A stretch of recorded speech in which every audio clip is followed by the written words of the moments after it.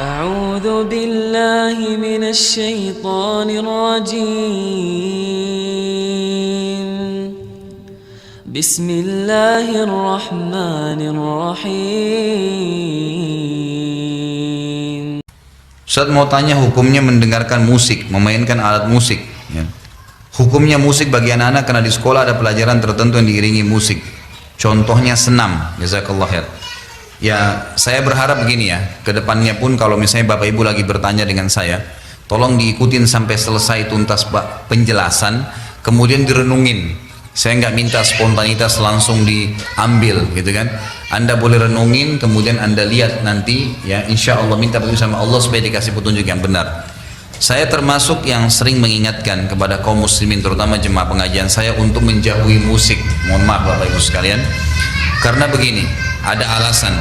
Bapak Ibu tahu kalau Anda mau anak Anda hafal Quran, yang paling pertama Anda praktekin kalau mau hafal Quran dan cepat ya, jangan dengarkan musik dan jangan interaksikan dengan lawan jenisnya, kecuali apalagi kalau dia sudah balik, nggak boleh.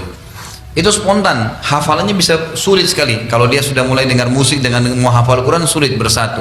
Atau dia berinteraksi dengan lawan jenisnya, kalau kita bahasakan biasa pacaran, maka itu pasti spontan. Ayat Quran mustahil bisa bekas sama dia. Kalau Anda masukkan anak-anak Anda di tempat-tempat tahfidz Quran yang benar, pasti begitu ajarannya. Kalau dari sisi pandangan agama, Abu Bakar radhiyallahu anhu pernah mengistilahkan musik dan alatnya itu dengan mazamirus syaitan. Apa itu? Anak-anak panahnya syaitan yang bisa menusuk hati manusia.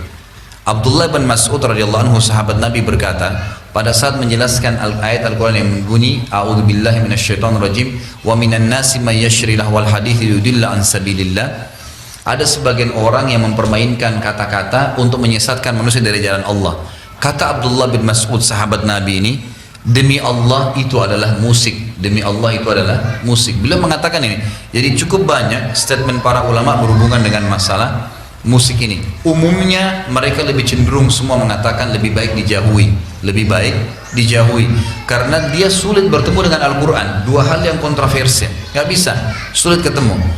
Al-Quran atau musik, susah. Kalau orang sudah biasa dengar musik, mustahil dia biasa mendengarkan Al-Quran. Itu agak sulit untuk menyatukannya gitu kan. Maka saya selalu sarankan untuk dijauhi, Allahu a'lam. Saya contoh Bapak Ibu sekalian, saya coba praktekin di anak-anak saya ya.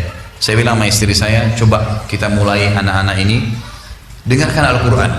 Kalau kita dulu punya pelanggaran-pelanggaran agama, kita pribadi, kita dulu biasa pernah hafal-hafal lagu, coba jangan dipraktekin ke anak-anak. Coba dialihkan, biarkan dia sudah mengenal Al-Quran sebagaimana kita kenal di umur 20 tahun, 25 tahun, 30 tahun, 40 tahun.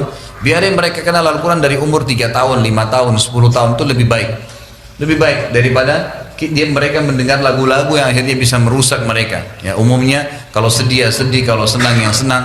Al-Quran lebih baik. Mereka dapat setiap minimal sekali Bapak Ibu sekalian, kalau kita dengar Al-Quran, satu hurufnya satu pahala. Dengar musik minimal nggak ada pahalanya, gitu kan? Karena memang ini adalah ayat Al-Quran dijanjikan, ini tidak ada janjinya, itu minimal. Belum kalau kita bicara hukum-hukum syar'i yang lainnya. Allahu a'lam. Coba direnungin Bapak Ibu sekalian. Kalau di madrasah, di sekolah, Anda punya sekolah Islam, coba terapin, ganti dengan yang lain. Misal pun ada lantunan-lantunan syair, gitu kan, yang berbau semangat Islam, mungkin, gitu kan.